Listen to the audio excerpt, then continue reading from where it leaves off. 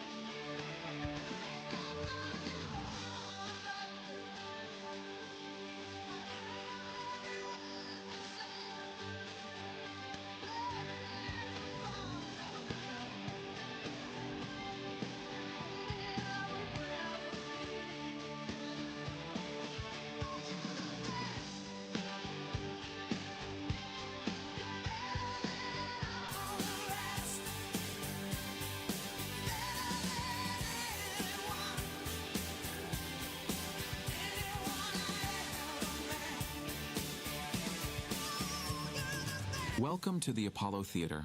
Please take your seats and silence all cell phones. The program is about to begin.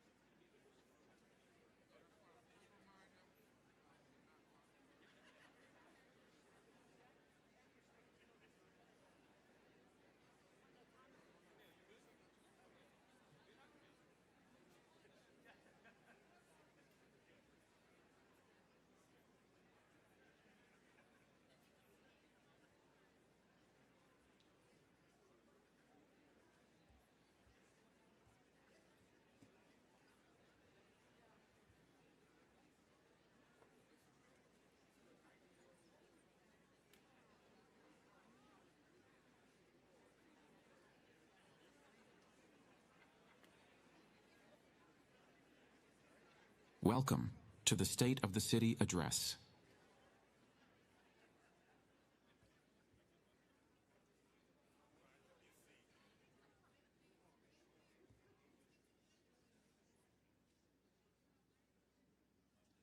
Please welcome Monsignor Kevin Sullivan, Imam Ahmed Ali Uzar, Acharya Deepak Karala, Dr. Munpreet Kaiboparai, Reverend Calvi Grainsvold, Rabbi Benny Krause.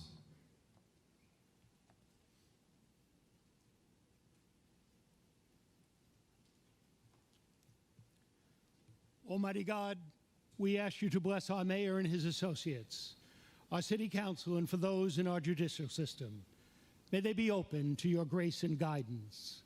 Watch over the vibrant communities throughout the 5 boroughs, committed families on Staten Island, new populations in Queens, established homeowners in Brooklyn, creative hip-hop artists in the Bronx, and the young with dreams in Manhattan. For our diverse communities of faith, make us instruments of healing and caring, not divisiveness and arrogance. Bless longtime residents and newcomers with safety and security and respect for their neighbors. And let us not forget our sports teams, vital to the state of New York City. We thank you for last year's successes of the Yankees and Mets. And God, could you do a little better in 2025 and get us both into the World Series?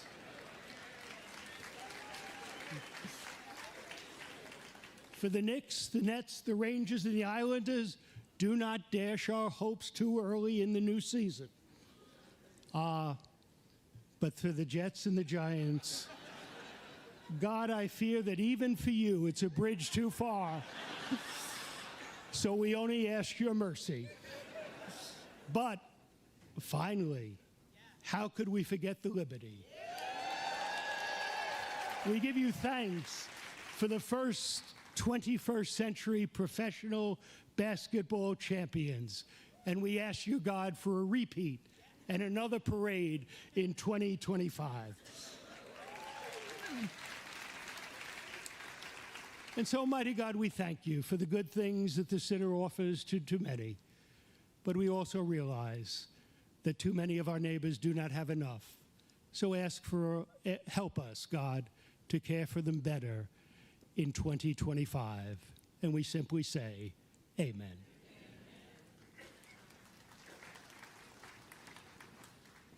Assalamu alaikum, which means peace be upon you all.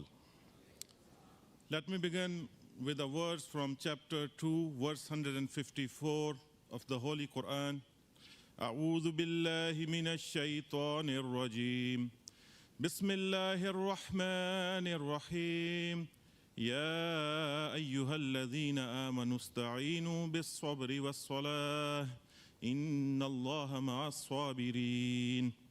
In this verse, Almighty God reminds us, O you who believe, seek help through patience and prayer. Truly, God is with the patient ones. Let us pray and ask Almighty God to bless our Mayor, Honorable Eric Adams, Deputy Mayors, Commissioners, City staff, elected officials, and all the residents of this great city.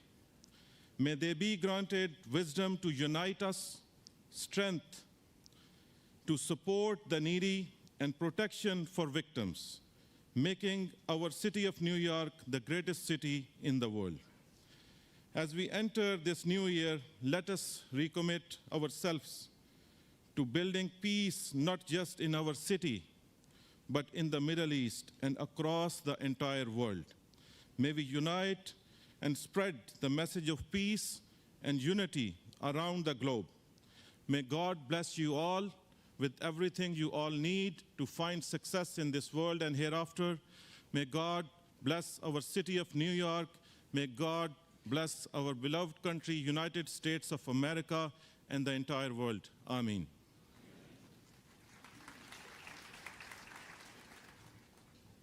Namaste. O Deo शान्तिरन्तरिक्षगुं शान्तिः पृथिवी शान्तिरापः शान्तिरोषधयः शान्तिः वनस्पतयः शान्तिर्विश्वे देवाः शान्तिः ब्रह्मशान्तिः सर्वगुं शान्तिः शान्तिरेव शान्तिः क्षमा शान्तिरेधिः ॐ शान्तिः शान्तिः शान्तिः. Shanti means the phrase Om Shanti is also used as a greeting or farewell. Om Shanti Shanti Shanti is a powerful Vedic mantra with therapeutic vibrations. Thank you. All right, good morning, New York. It's an honor to stand before you today and pray together. So in Sikh tradition, we cover our heads as a sign of humility and respect. So in this particular part of the prayer that I'm about to offer, it's for prosperity and Sarbatta Pala, which is the well-being of all. तू ठाकुर तुम पे अरदास जियो पिंड सब तेरी रास तू मात पिता हम बारक तेरे तुमरी कृपा में सुख कनेरे कोई न जाने तुमरा अंत ऊंचे ते ऊंचा भगवंत सगल समगरी तुमरे सूतर तारी तुम ते होए सो आज्ञाकारी तुमरी घत मित तुम ही जानी नानक दास सदा कुर्बानी. Today, we especially pray for our Mayor Eric Adams, our deputy mayors, our city heads, and civil servants who work tirelessly to unite and uplift the diverse communities of our great city. May Waheguru, the Almighty, bless them with wisdom, strength, and clarity as they lead New York City through its challenges and triumphs. We also offer our prayers for the many individuals that sustain the heartbeat of our city, our police officers, our firefighters, our social workers, teachers, sanitation teams, transit staff, and healthcare professionals who keep our city thriving. May you continue to inspire and uplift the spirit of New York City, celebrated as one of the greatest in the world. Vaheguru Ji Ka Khalsa, Vaheguru Ji Ki Fateh.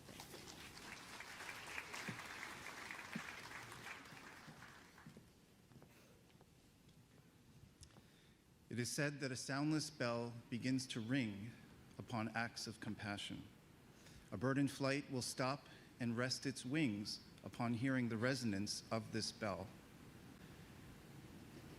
May our beloved city continue to grow into fruition with the finest, the bravest, and the boldest qualities of ourselves expressed for the sake of all beings. Bless our city's first responders, our mayor, our teachers, and all those for whom compassion is a first response for the sake of our shared futures.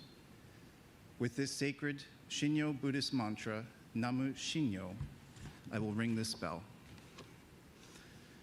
Namu Shinyo, Namu Shinyo, Namu Shinyo, Namu Shinyo, Namu Shinyo.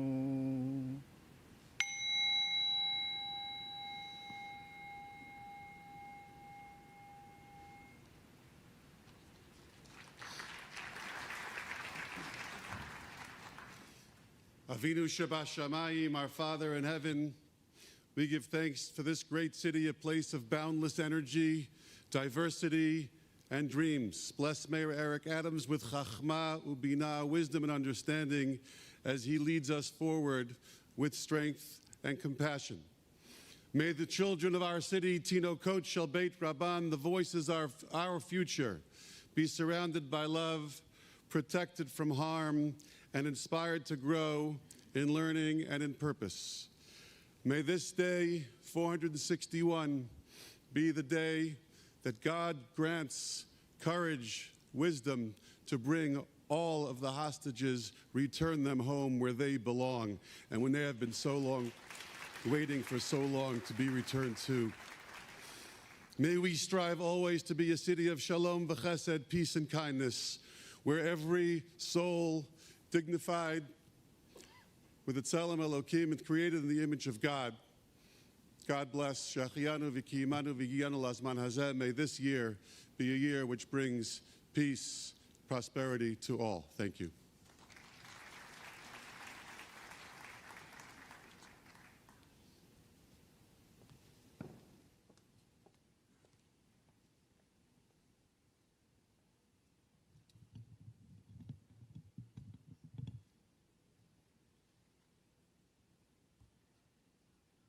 Please rise for the national anthem, performed by NYPD police officer Heather Austin.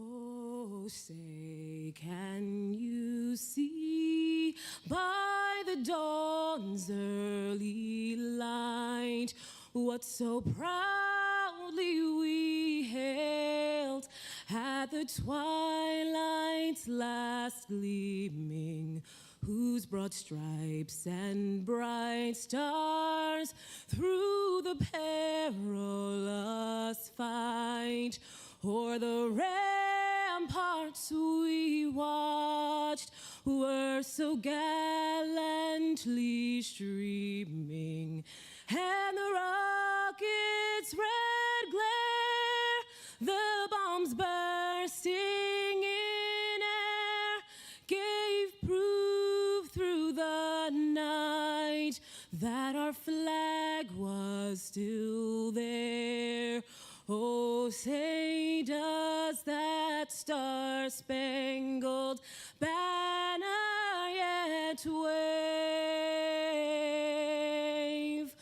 o'er the land of the free and the home of the brave?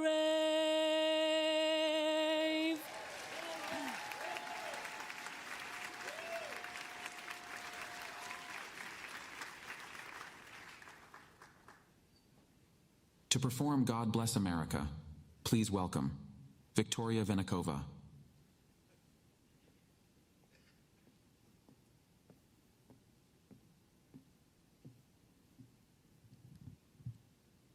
God bless America, land that I love.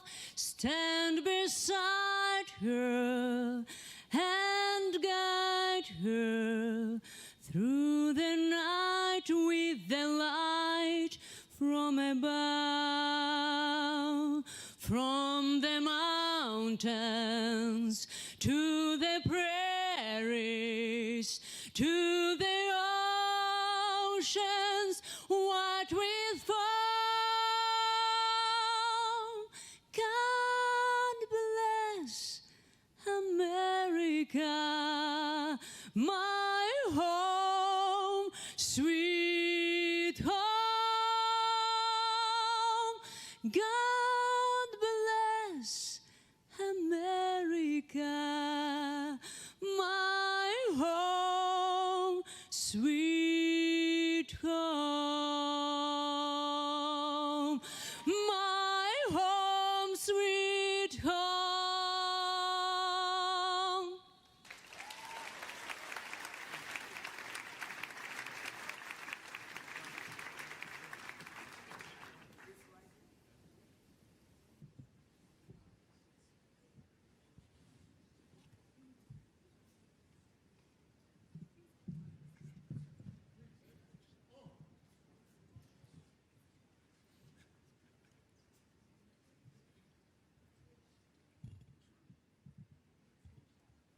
To perform Lift Every Voice and Sing, please welcome the Harlem Fellowship Choir.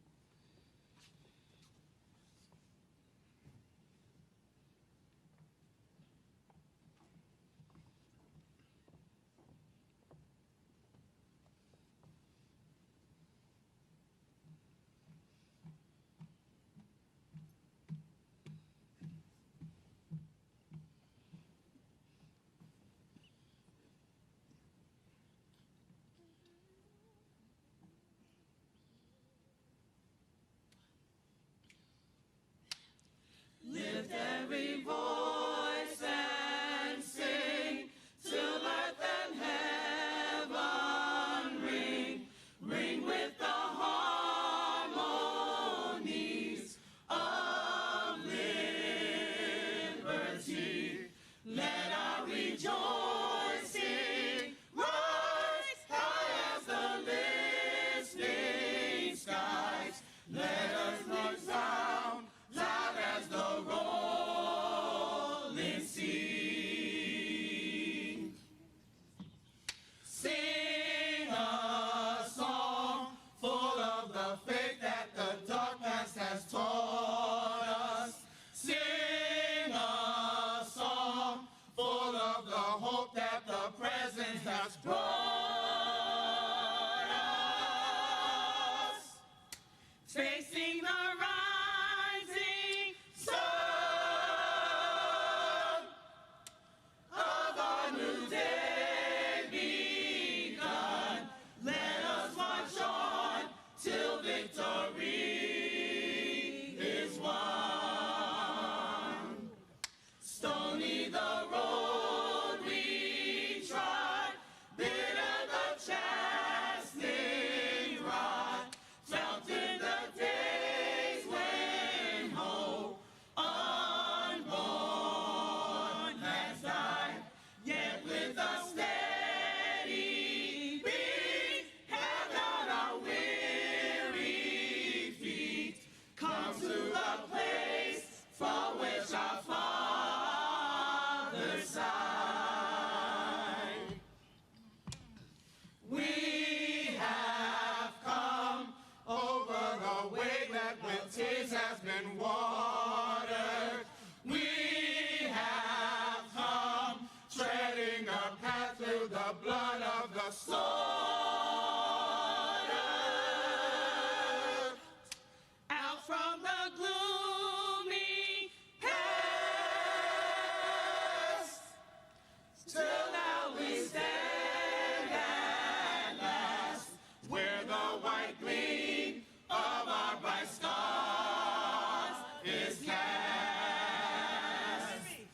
God of our weary years, God of our silent tears, thou who hast brought us thus far on the way, thou who hast by thy might led us into the light. Keep us forever in the path we pray. Lest our feet stray from the places, our God, where we met thee. Lest our hearts, drunk with the wine of the world, we forget thee. Shadow beneath thy hand, may we forever stand true to our God, true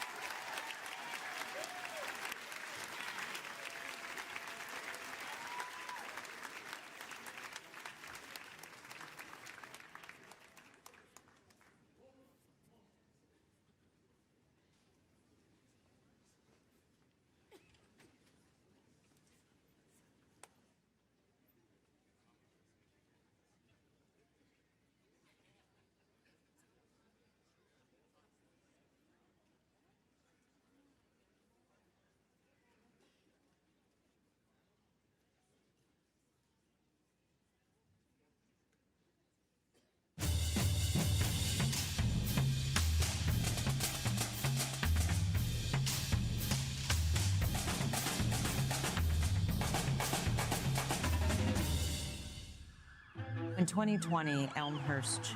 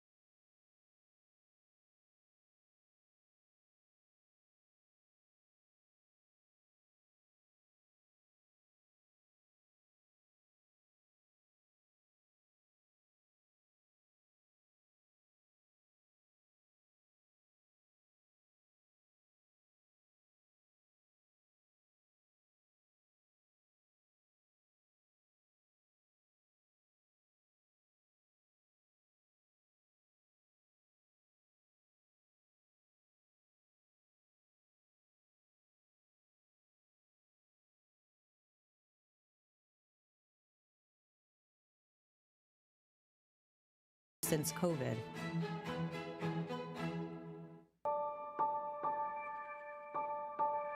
People may look at me, they don't know me.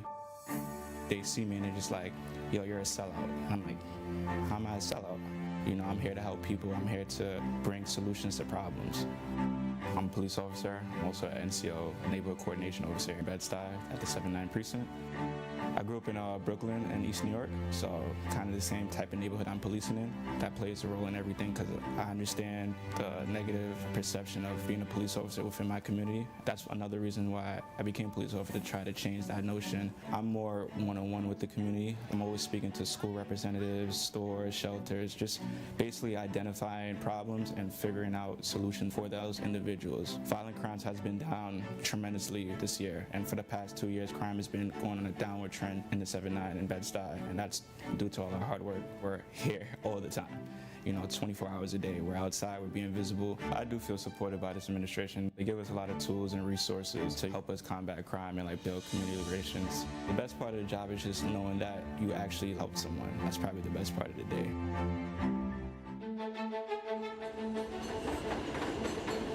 One of the great things of being a New Yorker is that, like the song says, if you can make it here, you can make it anywhere. One of my goals when I was small was being an entrepreneur. Now I'm owning my own business in the most important city of the world. Here at VOB Imprint, we do embroidery, screen printing, and also promotional items. We started our business back in 2016 in our own apartment. Right off the pandemic, we were approved for the opportunity funds. The small business opportunity funds really expanded my business. I was able to buy the materials to do production for 3 jobs. Now we're here, double the size of the apartment that we used to be. It's truly a blessing. Thank you, Lord. Born and raised in Dominican Republic, my mother took us to New York City. My dream is to leave a legacy. And here in New York, sky is not the limit. There is no limit.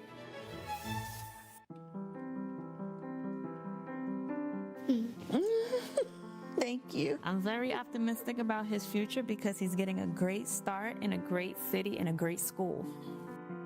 The school actually helped me out a lot.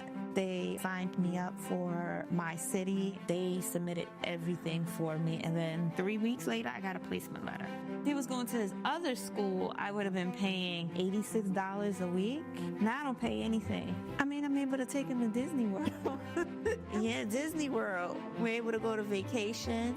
I work for customer service. You have to come in the time that benefits the business. Doing the extended day, this balances out everything, this program, with my work life and my family life. I get me time.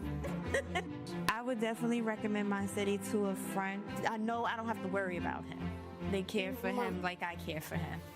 4, 5, 6. He has the educational foundation right now to go far in life. E. Whose name start with an E? E. He started early, so he's going to continue to be the smart, bright boy that he is. What do you think about that, Elijah? New York is so diverse. There's so much things to go experience here, and that's pretty cool. You go to other places, like outside the States, it's like, it's just one place, and this is it. But the city is just so vibrant, and it's colorful at the same time. I've been living in Queens all my life. Elijah loves it, and I love it here. We are very, very proud of our community that we serve. The city really gave me the opportunity in order for me to launch my dreams. It really is the most magical place on earth.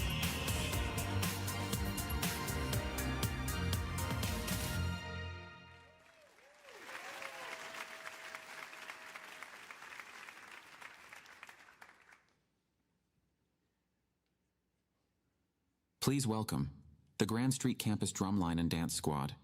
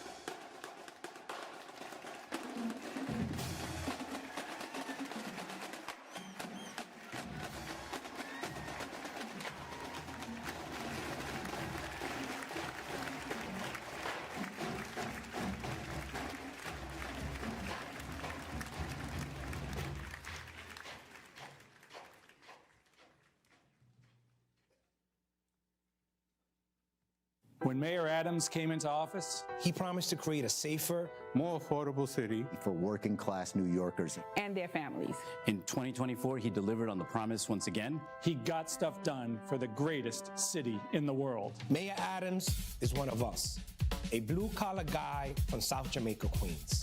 That's why he is investing in the working class families who power our city and is helping put billions of dollars back into New Yorkers' pockets. He cut the cost of childcare for families to have a safe, affordable place to send their children. Expanded the Earned Income Tax Credit to help families pay for bills, rent, and groceries. And he's proposed a bold plan to axe the tax for the working class, to eliminate and cut city income taxes for hundreds of thousands of working New Yorkers.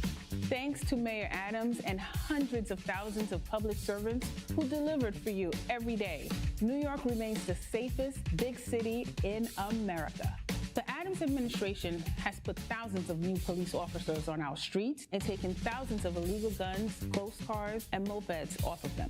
Thanks to these efforts, New York City got even safer in 2024, with overall crime, homicide, and shootings all going down. And every day, Mayor Adams and his team work to improve New Yorkers' quality of life, whether it's shutting down illegal smoke shops, cracking down on retail theft, fixing streetlights, or taking down miles of scaffolding. They are keeping our families and our communities safe. Under Mayor Adams' leadership, New York is finally becoming a city of yes. After decades of inaction, the Adams administration passed the most pro-housing zoning proposal in our city's history and said yes to building a new generation of affordable homes across the 5 boroughs. Housing that we need for our young people, our seniors, and our families. His team has shattered affordable housing records over and over again, unlocked billions of dollars for public housing, and helped thousands of our homeless brothers and sisters transition from shelter into stable homes. Thanks to Mayor Adams' focus on rebuilding the working class, New York City's economy isn't just back, it's better than ever. Last year, New York City broke the record for the most jobs and small businesses in our city's history. Mayor Eric Adams secured raises and benefits for our public servants so that they can afford to raise a family. Put millions of dollars back into the pockets of delivery workers and has advanced generational projects to put New York City at the front of the green economy. Our tourism industry is booming. And next year, we will welcome the world to New York and New Jersey for the 2026 FIFA World Cup. Our streets are cleaner and greener, with historic initiatives to get every trash bag off our sidewalks and into container bins. We're building new public spaces and winning billions of dollars from the federal government to protect New York from climate change. We're not just making our city more livable now, we're protecting it for the future too. New York is the greatest city in the world, and it needs to be a great place to raise a family, too. One of the greatest things about the city is our public school system, and the Adams administration has put our students' needs front and center. Our kids are getting a first-rate education thanks to Mayor Adams' New York City Reads and New York City Solves initiatives. And we're giving them apprenticeships and summer jobs today to set them up for good-paying careers tomorrow. From keeping families safe to putting money back into New Yorkers' pockets, Mayor Adams never stopped working for you. He is fighting to ensure you can continue to raise your family right here in the greatest city in the world. So join me. Join me. Join me. Join me. Please join me in welcoming a great partner of mine in government, the 110th Mayor of the City of New York, Eric Adams.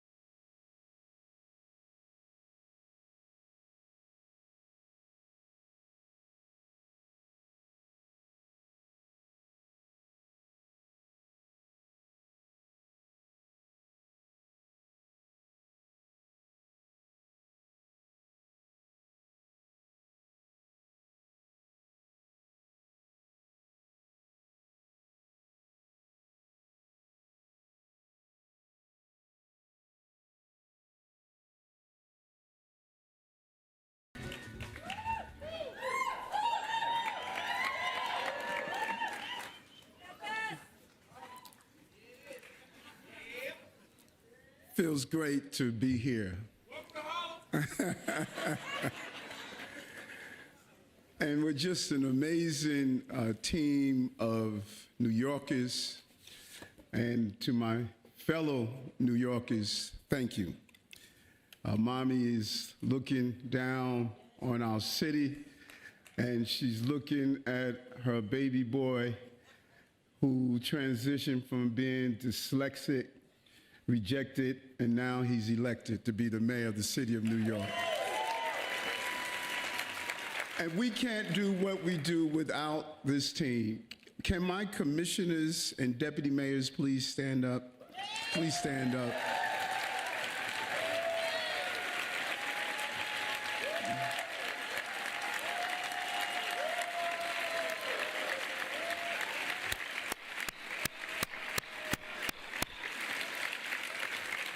Thank you so much. The hardest job in politics is working for Eric Adams. And when the going gets tough, the tough gets going.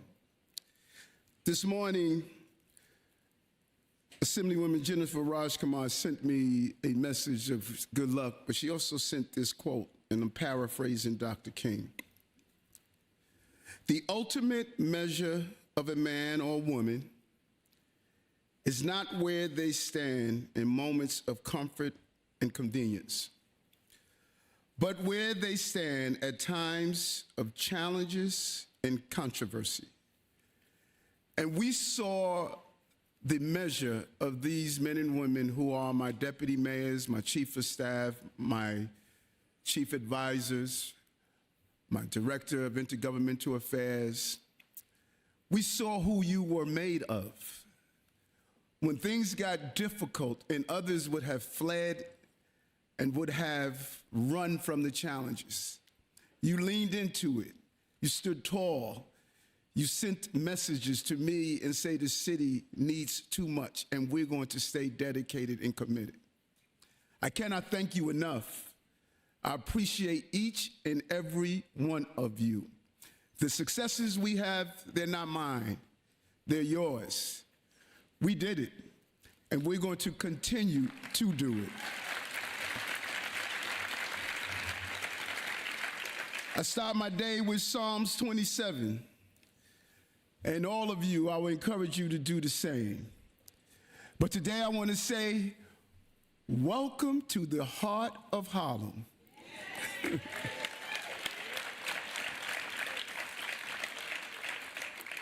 To all of you that are here, I say welcome and enjoy this great city and what it has to offer. My team that's here with me, we've dedicated our lives to ensuring that this city will continue to move in the right direction. Please give them a hand once again.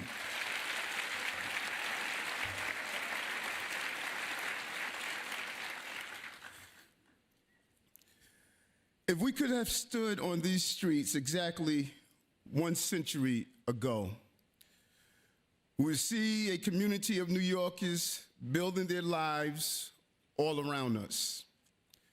Black Americans from deep in the South who loaded their lives into suitcases and rode the railways north.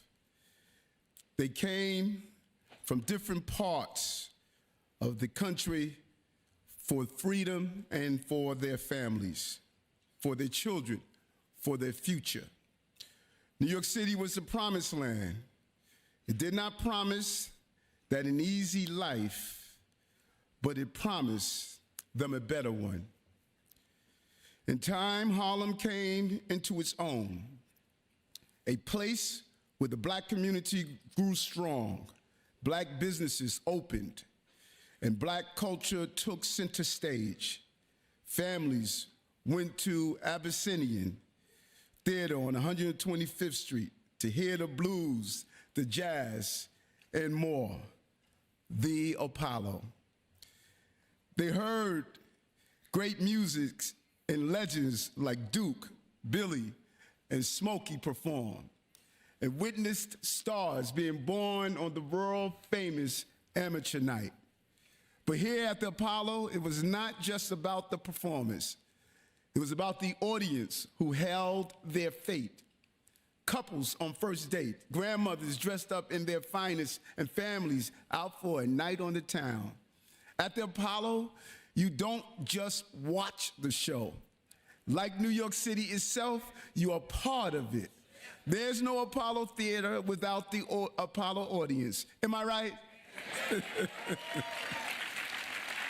We're joined in that audience today by so many leaders who are working hard for our families and our city. I also want to acknowledge my colleagues in government who work hard every day in Washington, D.C., in Albany to get stuff done for New Yorkers. My great partner, Governor Kathy Hochul, New York Attorney General Letitia James, State Controller Tom DiNapoli, U.S. Senate Minority Leader Chuck Schumer, and U.S. Senator Kirsten Gillibrand, U.S. House Minority Leader Hakeem Jeffries, Congressman Jerry Nadler, and the entire New York City congressional delegation. And in Albany, State Senate Majority Leader Andrea Stewart-Cousins, State Assembly Speaker Carl Hastie, and I want to thank all of our partners who serve in Congress, the State Senate, State Assembly, and City Council, including so many who were able to join us today. Also want to give a special thank you to all the members of the Harlem delegation for welcoming us all to Harlem today.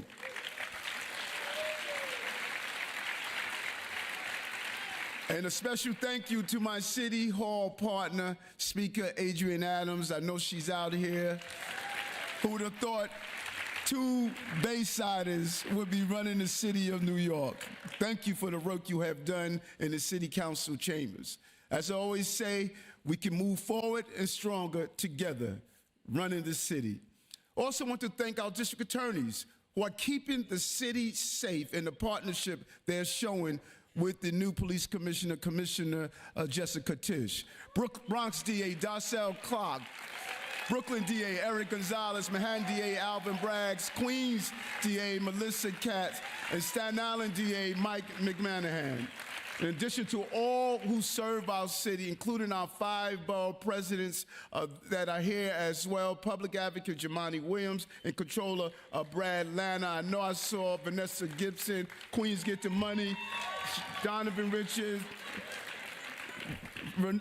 Antonio Reynoso, and good to see you, Borough President Levine. I always say that was one of the best jobs in government, you know, being a borough president. Thanks to all of our brothers and sisters, and finally labor that's in the house.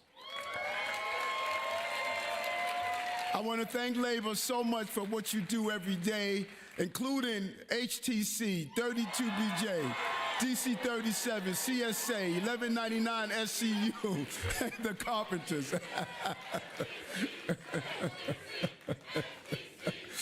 They brought so many members today, and we are in a union administration, blue-collar mayor, probably one of the first mayors in the history of the city of New York that was a union member. We were clear on our North Star, uplifting union members and uplifting working-class people in the city of New York, and we will continue to do that. So to all elected officials, labor leaders, public servants, we owe a debt to the leaders who came before us, and today, we mourn and honor one of those leaders, President Jimmy Carter, a true public servant, a leader and humanitarian full of hope and compassion for his fellow man. We send prayers to all who knew and loved him and salute his dedication to serving others across our nation and around the globe. Thank you, President Carter, for your service and leadership. Thank you. It's hard to believe, but it was 3 years ago I took the oath of office at a time when our city was facing serious setbacks and tough challenges. COVID and chaos had thrown New York into uncertainty and pushed too many families away from this great city. Crime was surging, our economy was tanking, and our housing crisis was growing worse by the year. I told you then, that there was no easy solution to these challenges.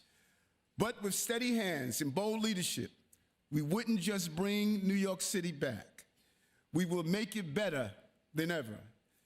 We started with public safety, the cornerstone of our city's success. To keep New Yorkers safe, we put thousands of new officers onto our streets and took nearly 20,000 illegal guns off our streets. We supported law enforcement with new training and benefits and unveiled a $485 million action plan to prevent gun violence. These efforts have paid off. Over the past 3 years, we have driven murders and shootings down by double digits, padlocked more than 1,300 illegal smoke shops, good job, Sheriff Miranda, and seized over 80,000 ghost cars and illegal vehicles like mopeds and ATVs. But we have not just driven down crime, we drove jobs up. When I think about our administration, the word that comes to mind is record. Record after record, record jobs, record small businesses, record investments in minority and women-owned businesses. We opened the country's largest outdoor dining program, tore down hundreds of scaffolding sheds, and launched the trash revolution to move every single trash bag off our streets into containers. Great job when you were the commissioner, Commissioner Tisch. We brought home $2.3 billion in federal money to transform our infrastructure and created a record amount of public space for pedestrians across the 5 boroughs. Deputy Mayor Josie, well done, you and your team. We put over $30 billion back in the pockets of New Yorkers, delivered hundreds of millions of dollars in tax reliefs, and unveiled Axe the Tax for the working class to tear up city income taxes for the working class families who need it the most. For the first time in city history, we extended a $3K offer to every single family who applied on time and enrolled a record 150,000 young people in our early childhood education system last year alone. We transformed the way our students learn to read and do math, connecting 15,000 New Yorkers to apprenticeships and opening the most new school seats in over 2 decades. We shattered affordable housing records for the 2nd year in a row, unlocked billions of dollars for public housing, and after decades of inaction, passed the most pro-housing zoning proposal in city history. Thanks to our administration and our partners in the City Council, Deputy Mayor Maria Torres Springer, Dan Garodnick, real teamwork to get this done. New York City is finally becoming a city of yes. A city of yes.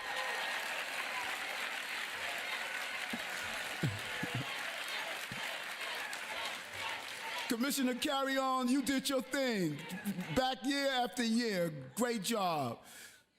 New Yorkers, don't let anyone fool you. Don't listen to the noise. Don't listen to the rhetoric. New York City, the state of our city, is strong. It's strong. Always say there are 2 types of Americans, those who live in New York and those who wish they what? Wish they could. And we're here. We're the lucky one. Where else can you find thousands of parks, hundreds of museums, and food from every culture, all just a train ride away? Where else can you catch a parade, watch a baseball game, and ride a free ferry, all in the same day? Where else can you raise such smart, savvy, global citizens? The freedom and opportunity that drew families to this neighborhood and this city have kept New York going strong over the years. Here's a footnote. The woman who sang God Bless America, Victoria Vinakava, arrived in this city a few years ago from fleeing the Ukrainian war.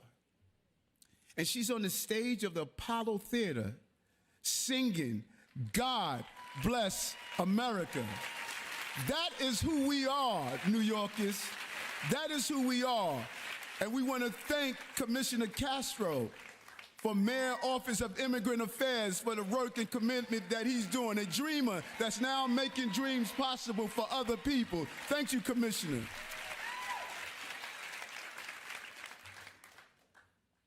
But there's no denying that New Yorkers are anxious about the future.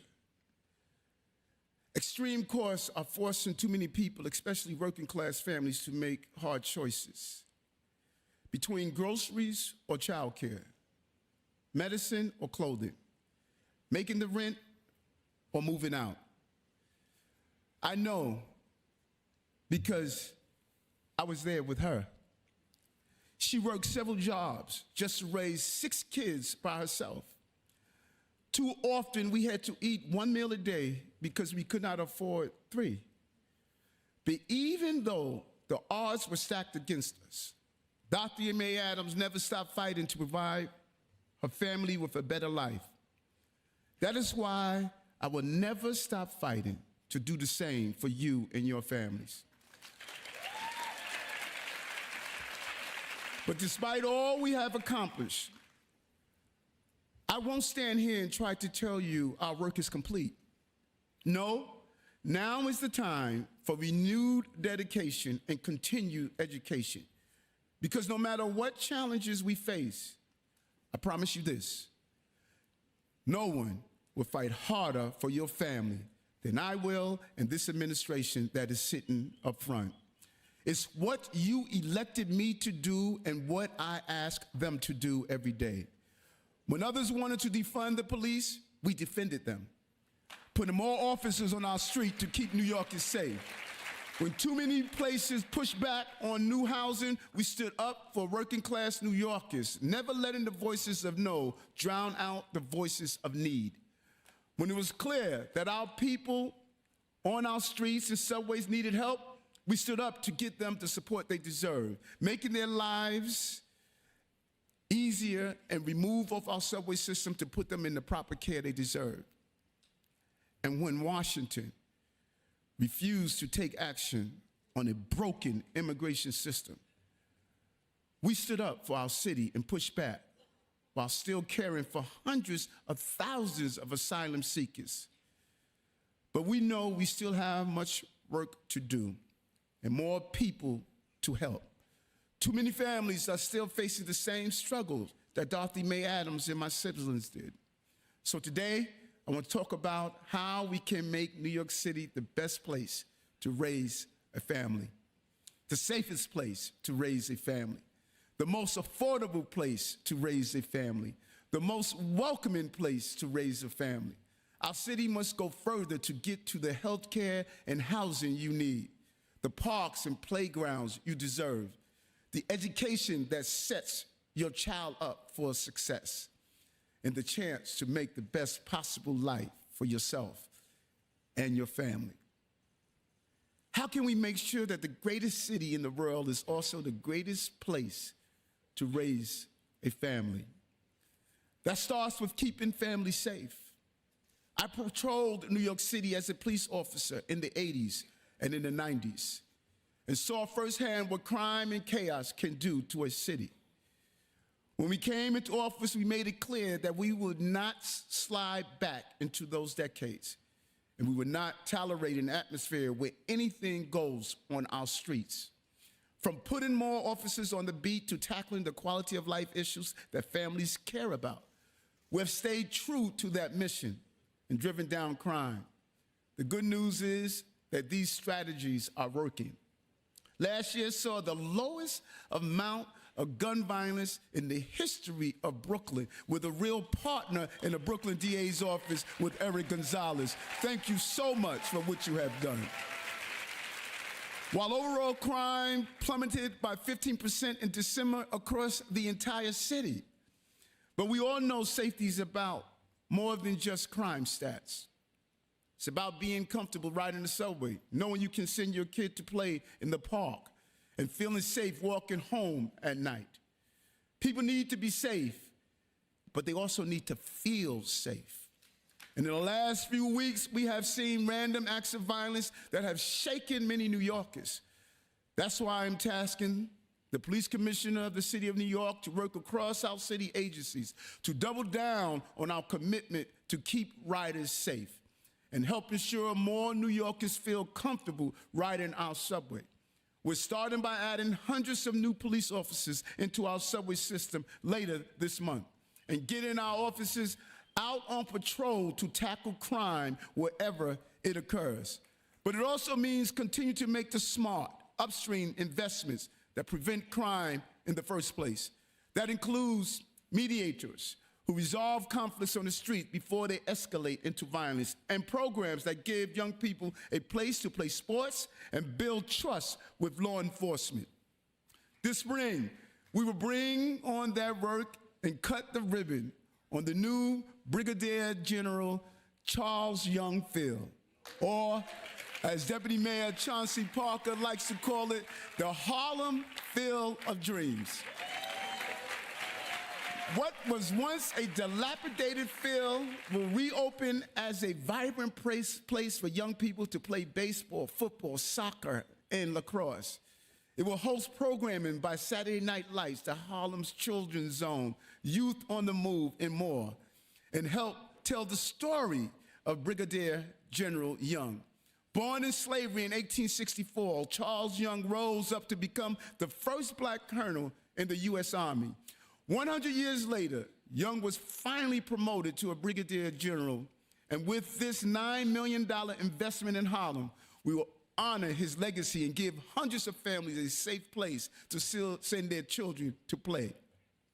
All across New York City, we've brought a new approach to public safety by investing in our young people. We know that if we do not educate, we will incarcerate. The choice is ours to make. That is why we connected thousands of at-risk youth with counseling and mentorship and helped set them on the path to college and career. This year, we began a $163 million expansion of 5 of our most successful programs that engage young people who need extra help. Programs like Fair Futures and College Choice.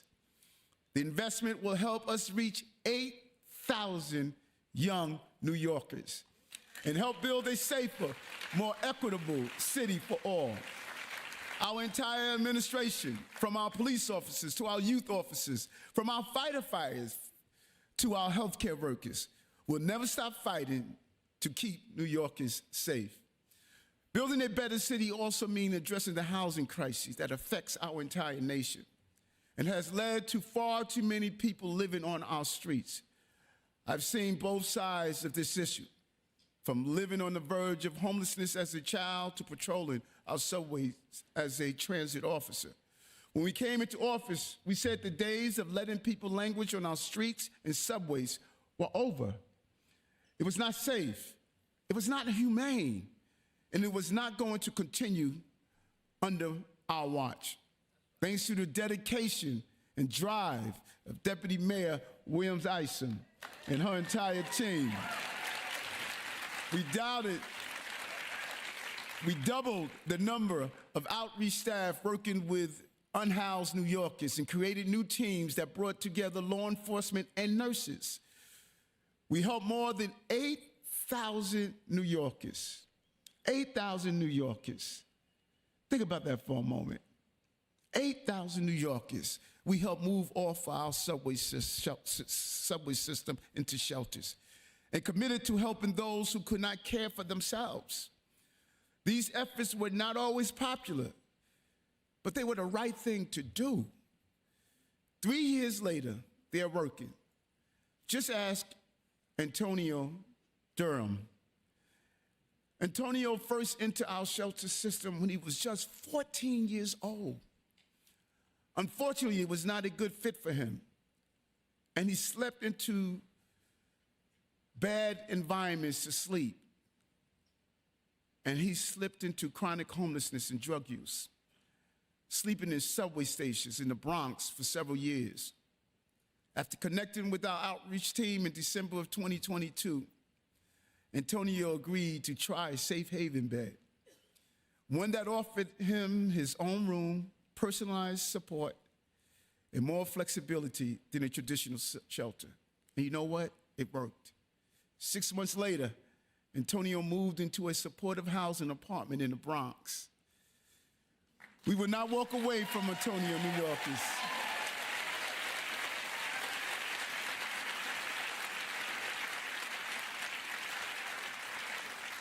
Just think about that for a moment. 14-year-old moving into a shelter system, feeling as though he has to go to the streets and live on our subway. If we didn't catch him, what would have happened to him?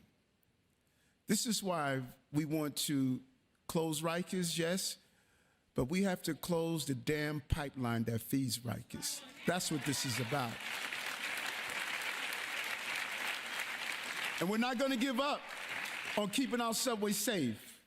Instead, we're going to double down. This year, we'll begin an ambitious $650 million investment. That's right, $650 million to tackle street homelessness in New York City and answer 3 crucial questions. How can we help people on our subways?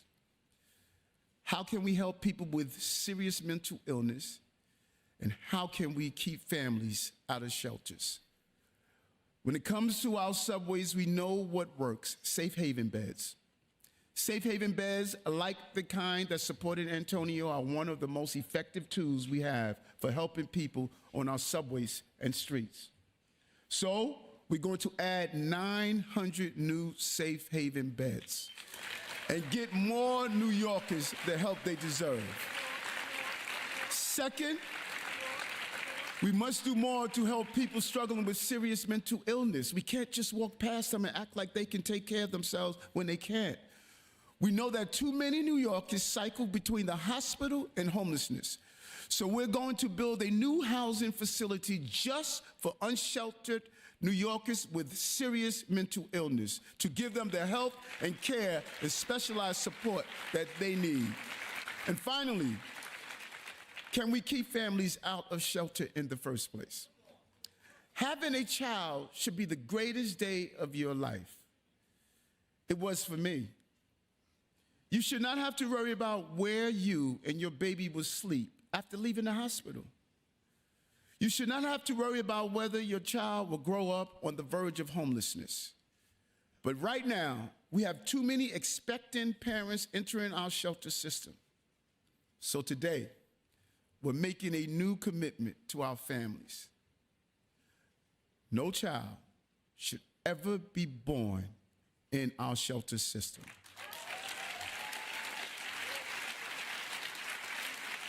This year, we'll launch a new program to connect soon-to-be parents applying for shelter with services that help people find permanent housing before their child is born. We must stop the cycle of poverty and housing instability before it ever begins, and ensure mothers and babies do not go to a shelter after leaving the hospital. Subways, serious mental illness, shelters. That is how we make a renewed commitment to tackling street homelessness. We can do this, New York City, but we need Albany's help as well. We have seen the tragic consequences when severe mental health illness on our streets and subways go unchecked, which is why we must pass the Supportive Intervention Act.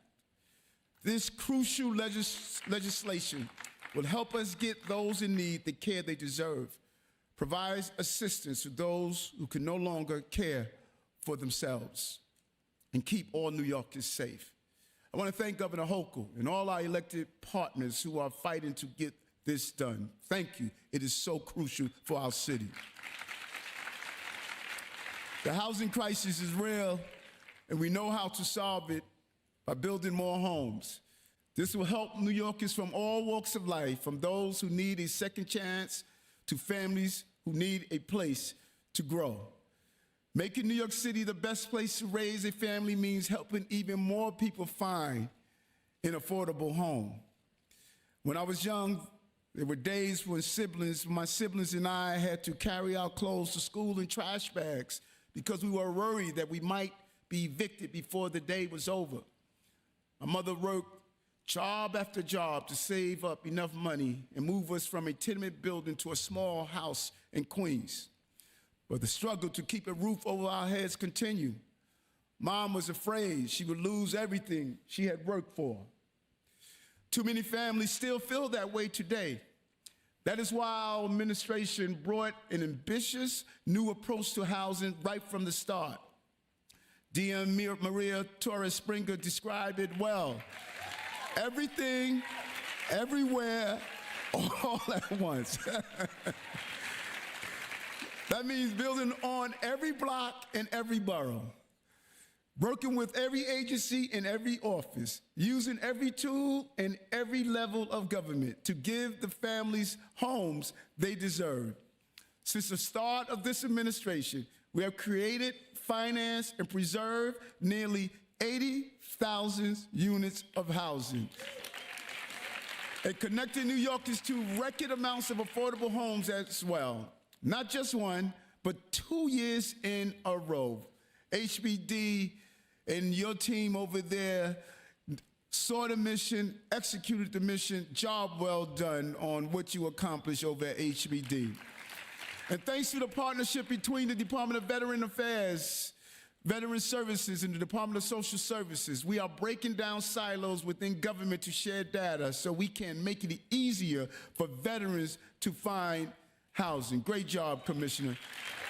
And create a stronger safety net for those who have bravely served our country. You cannot serve foreign lands but can't find housing on your land. That is not acceptable, and we're going to fight for their housing. But we knew that tackling our housing crisis meant going deeper and finally revitalizing our outdated zoning code. Thanks to an unprecedented coalition of advocates, council members, and city agencies, we passed landmark changes to unlock new housing and finally turn New York City into a city of yes. Previous administrations talked about it. This administration with the city council, we got it done. We said yes to 80,000 new homes, yes to $5 billion for housing and infrastructure, and yes to making sure more families can afford to live all across New York City. Everywhere housing will be built. Historical moment. These are already historical achievements, but we want to go even bigger.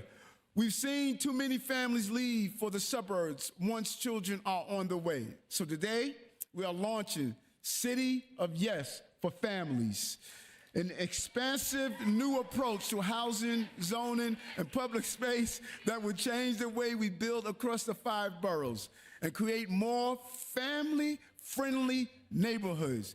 We will work across our housing agencies to build more family-sized units and more homes for multi-generational families so that parents and grandchildren can stay together. We will work with the city council to build more housing alongside schools, playgrounds, grocery stores, and libraries. With City of Yes for Family, we'll build 800 units of housing alongside a brand new library on the Upper West Side, creating what is known as Living Library, the largest in city history. We will also roll out new initiatives to help more people buy a home in the 5 boroughs. If you are paying rent every month, it should count towards your credit score. With our new initiative, it will. We will help more New Yorkers build up credit and eventually secure a mortgage for the first time. From top to bottom, we are rethinking how we use land and how we build housing in our city. That's why, for the first time ever, we called a charter revision commission to focus on housing and propose changes to our city charter that will help create more homes for families for generations to come. When I spoke to you last year, I promised to advance 24 housing projects on public sites that would build up to 12,000 new units. But in 2024, like we always like to do, we do it bigger and better. We went even further, advancing 26 sites to build the homes families need. We also issued a landmark executive order requiring every agency to see where you can build new housing on city-owned land. And this year, with City of Yes for Families, we move forward with the first sites, including over 2,000 new mixed-income homes at 100 Gold Street, where many of our city staff work today. We've already introduced 5 neighborhood plans to build up to 50,000 homes from Brooklyn to the Bronx. And this year, we'll go even bigger and start bringing a new generation of housing to Manhattan. Over the decades, housing prices in Manhattan have gone up while working class families have been pushed out. So we'll start to use the new zoning tools we secured from Albany and our City of Yes plan to add 100,000 new homes in Manhattan, reach a total of 1 million homes in the next decade. 1 million homes in the next new decade. We like to call it the Manhattan Plan. A tribute to this borough's long history as a place where families from all over the globe will come to start the American dream. From the brownstones in Harlem to the high-rise in Manhattan, we will say yes to more housing and yes to a more family-friendly city. Helping families make rent or buy their first homes means helping them save money, and we are determined to do just that. Our city's economy may be booming, but the cost of living here is too high, especially for working class families. That is why we launched our Money in Your Pockets initiative, an all-out, across-the-board effort to make sure the dollars you earn can be the dollars you spend. We passed a first-in-the-nation minimum pay raise for our delivery workers, boosted pay for 80,000 human service workers, and reached contracts with 100% of our city uniform workforce. And yes, we will reach a contract with the SBA. Trust me, we will. Good job, Chief Counsel Allison Stoddard, for doing the great work that's needed. And thanks to the leadership of Intergovernmental Affairs Director Tiffany Raspberry, who went to Albany and successfully expanded the New York City Earned Income Tax Credit for the first time in 2 decades to give more than $345 million back to 1.7 million New Yorkers this past tax season. But we know that working class families need more relief, and they need it now. That is why we put forward an ambitious proposal to eliminate income taxes for working class families making 150% of the federal poverty line or less. It's time to get rid of city income taxes for a single mother making $31,000, a family of 4 making $46,000, and other New Yorkers making do with less. It's very clear. Time to axe the tax. It is time to axe the tax. Let them hear it across the entire state. It's time to axe the tax, and we are going to make it happen. And by doing so, our axe the tax for the working class proposal will eliminate and lower city income tax bills for over 582,000 New Yorkers and their dependents. And it would give over $63 million back to the families who are in need of it to pay for rent, groceries, childcare, and more. So let's get it done, New York. Say it with me one more time. Axe the tax, axe the tax, axe the tax. Good job. Good job, Budget Director Jack Jihar, protecting our money and getting it done. We're cutting taxes, raising wages, and helping New Yorkers eliminate burdensome debt. Everybody's laughing and looking at Jock, because Jock hates spending that money. Our city's financial counselors have already helped more than 25,000 New Yorkers reduce their debt by $37 million. But 1 in 4 New Yorkers are still saddled with student loan debt, including many of our public servants. That is why we are launching a new program to help public servants enroll in the federal government's Public Service Loan Forgiveness Program. We will help wipe out nearly $360 million in student loan debt for 100,000 city employees and family members who qualify. These employees, they give their time and their career to their fellow New Yorkers. And now we're going to give some money back to them. From our financial counselors to our free tax prep specialists, New York City's public servants fight every day to make life more affordable for working class families. Through our Money in Your Pocket initiative, we have saved New Yorkers billions of dollars in free summer program, free transportation, and free internet.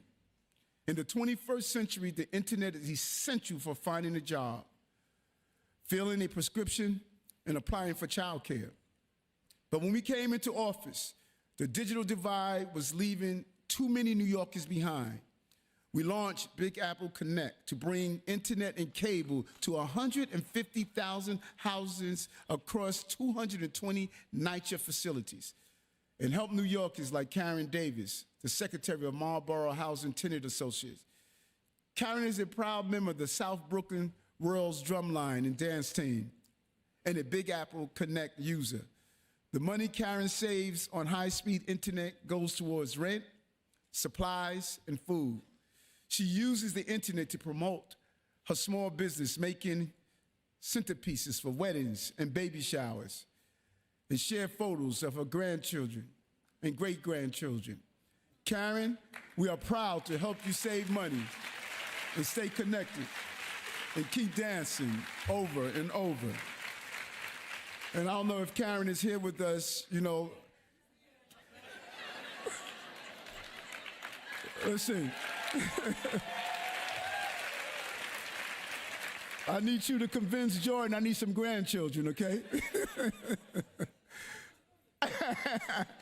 Big Apple Connect has been a resounding success. But we want to go further, and hats off to Matt Frazier, our CTO, for having this vision and making it happen. Good job, Matt. This summer, in partnership with the New York Public Library, we will launch Neighborhood Internet, a new program to bring free internet to 2,000 Section 8 and other low-income homes in the upper part of the Upper Manhattan and parts of the Bronx, all of the Bronx, and save hundreds of dollars for families. New York City is already a great place to raise a family, but as every parent knows, it's not always easy.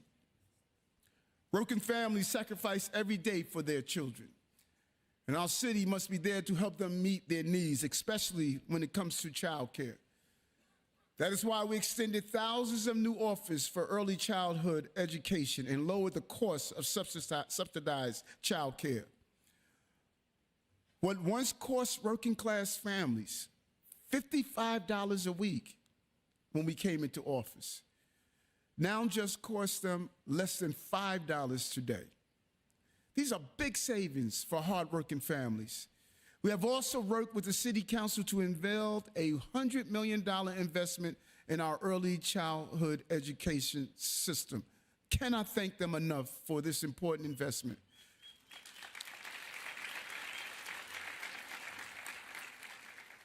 And we really have to take our hat off to Deputy Mayor Anna Amazar's leadership and vision.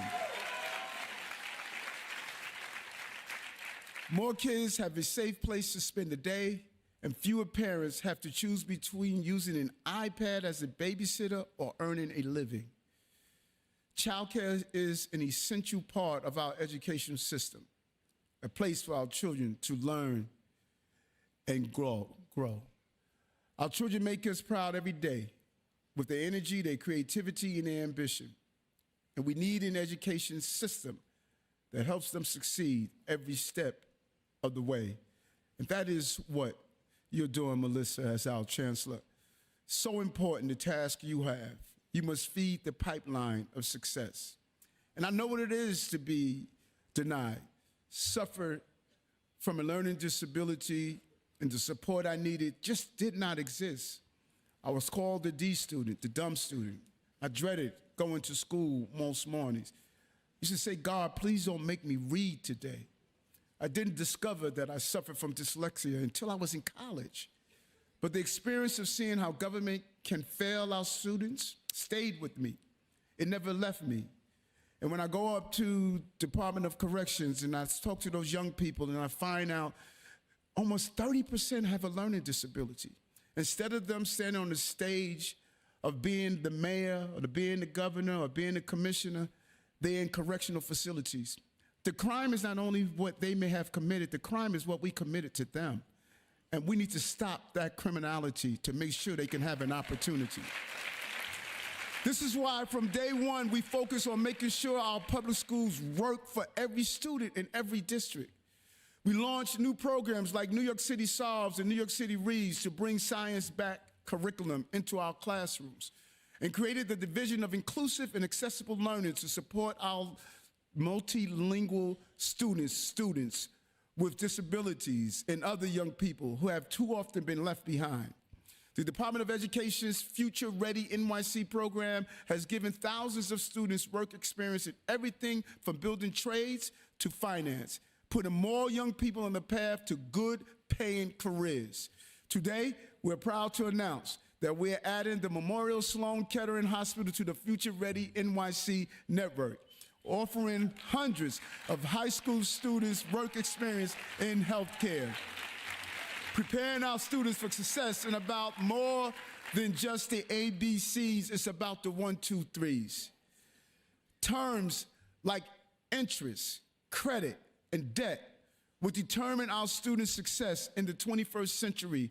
But too many young people still don't know what they mean. They are wearing their success in their clothing, not in their bank accounts and their investments. We need to teach them better with their money. Today, I'm setting an important new goal. We will make sure that every single New York City student can learn how to save and spend money by 2030. We're going to put a financial educator in every single school district to provide workshops, counseling, and curriculum. We will open up 15 bank branches in our city schools to give students real-world experience, opening accounts, saving, and investment.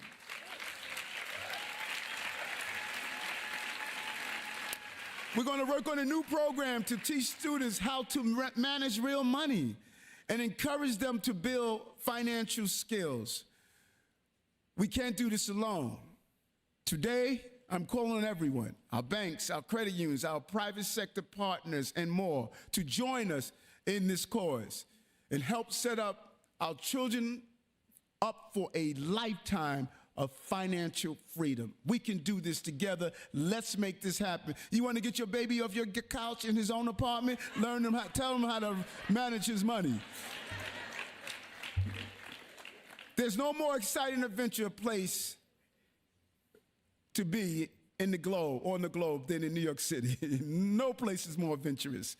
And we want to make sure our children can be both safe and successful here. We're working to keep our kids safe on our streets and at our world-class pools and beaches too. That is why we will expand our free water safety and swim classes to reach a total of 18,000 students, saving families over $1 million on swim lessons with this expansion alone. We want to make sure more families can spend safe, quality time together, and more parents can actually see and watch the chance of their child swimming a lap across the pool without floaties. Good job, Sue, wherever you are, for what you're doing with our parks. And as a father, I know the importance of teaching and uplifting the next generation. We want to make sure every family has a chance to build those strong bonds. Our fatherhood initiatives helps fathers to do just that with free parenting programs, mediation, and mentorship. Today, I'm proud to announce that we're going to double the size of our fatherhood initiative and help us reach another 1,500 fathers and families. Our fatherhood initiative to programs that help reconnect LGBTQ+ youth with their families. All of these initiatives are what we are using to keep families strong, and we are keeping families together. A robust economy is one of the best ways to support all of these families. That is why we are fighting to ensure that every New Yorker can find a job and share in our city's success.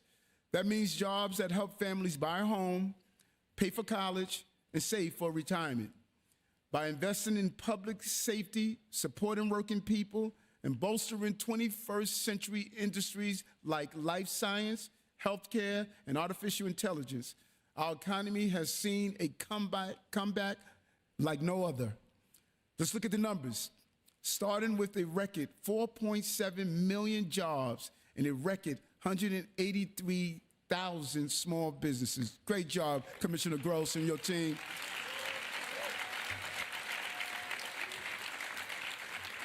We cut Black and Latino unemployment by more than 20% since the start of our administration.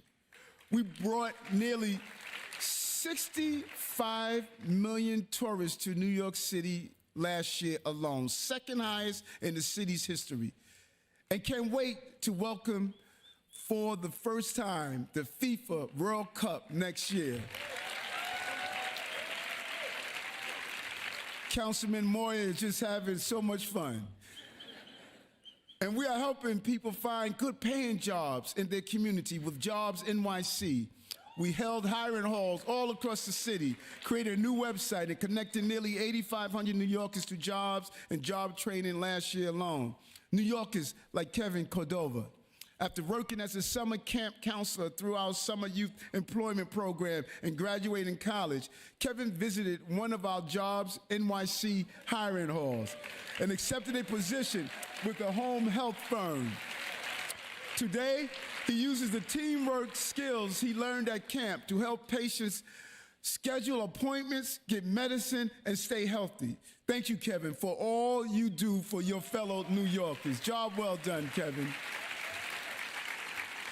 Our hiring halls are just one of the ways we are ensuring New Yorkers can find jobs. Last August, we were proud to announce that we also expanded services in our Workforce One centers to help even more New Yorkers with a disability connect with a career.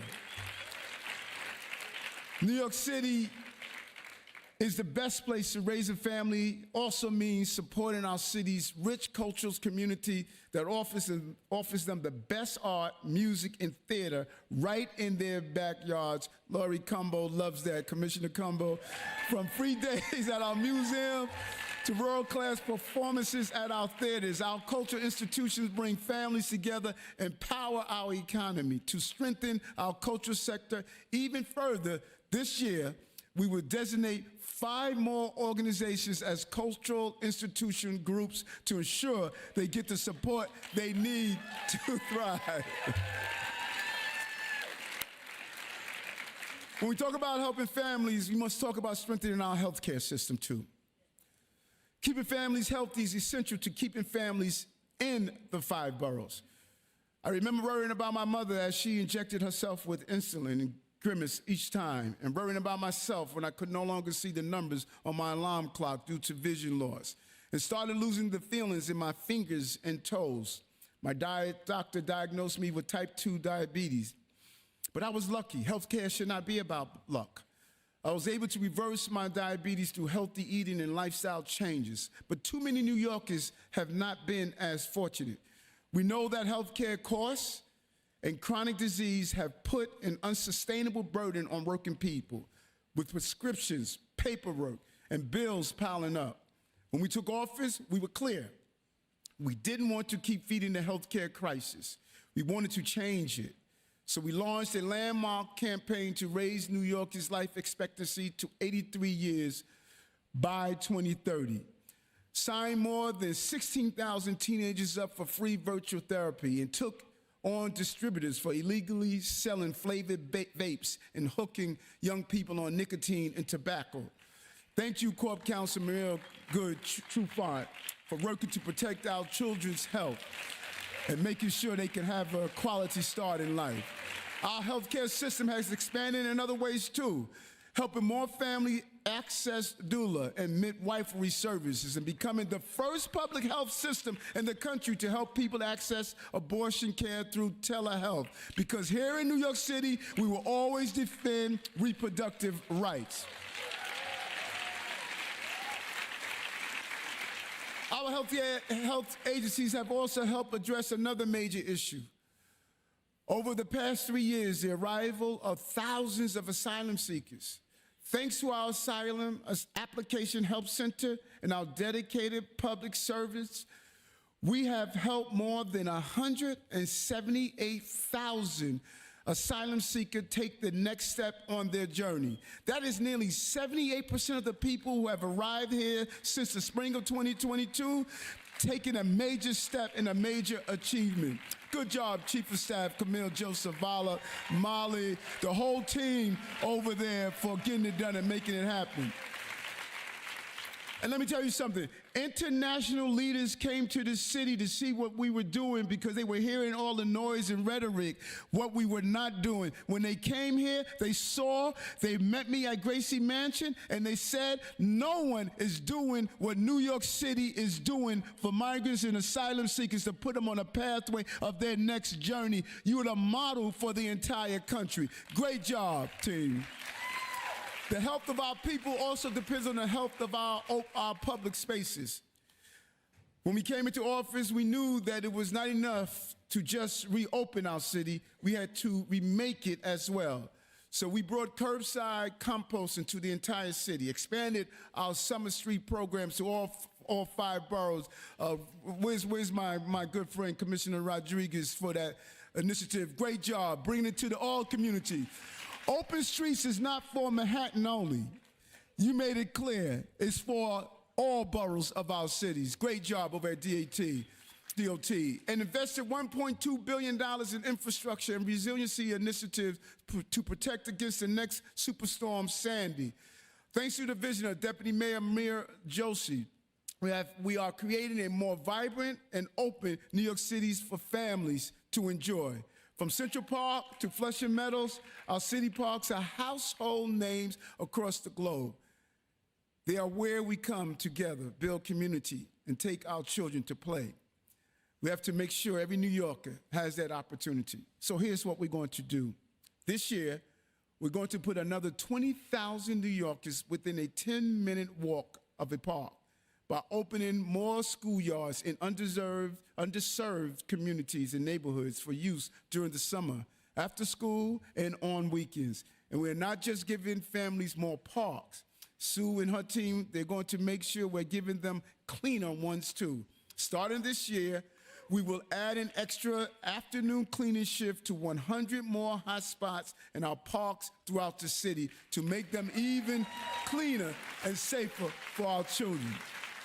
From public spaces to public safety, from healthcare to housing, these initiatives will uplift working-class families in the years ahead.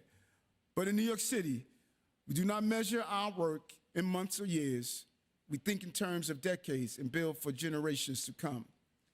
One day, when our children look around, they will see our work all across New York City. They will learn at a world-class research center on Governor's Island. They will work at a modern maritime port in Red Hook. They live on a new North Shore along Staten Island. They cheer at a soccer stadium at Willis Point.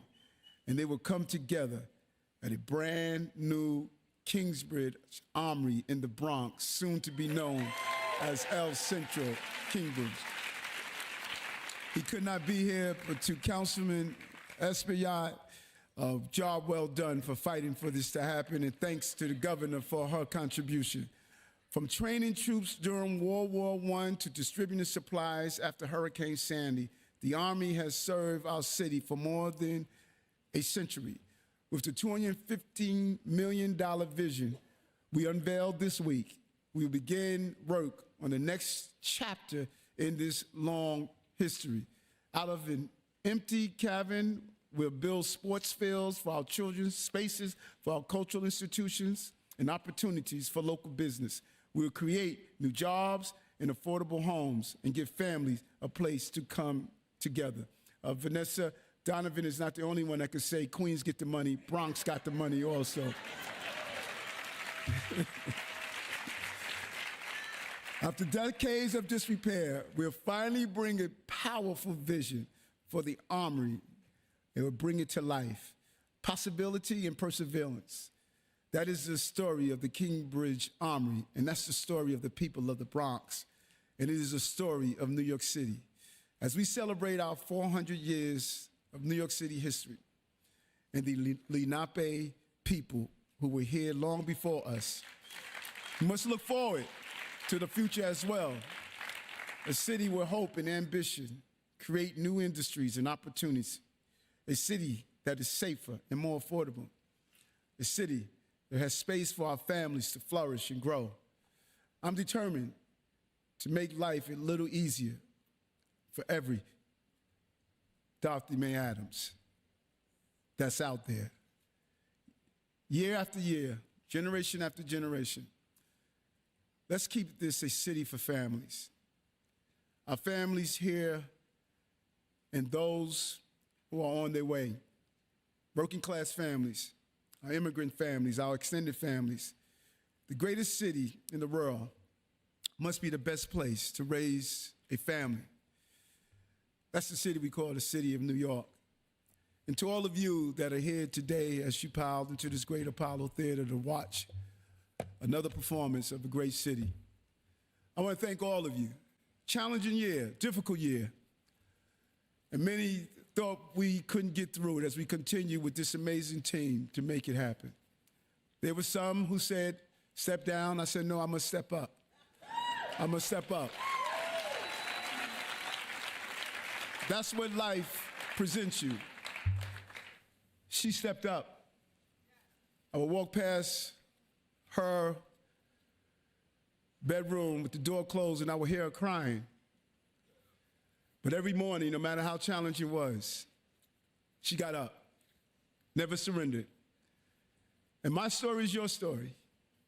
I know all of you are going through hard times, because that's what life is. Life is hard times. But I want to say to you, even dark moments are not burials. They're plantings. Allow your planting to happen, and you'll see the fruits of your labor. Mommy did it, and that's why I'm mayor. Thank you.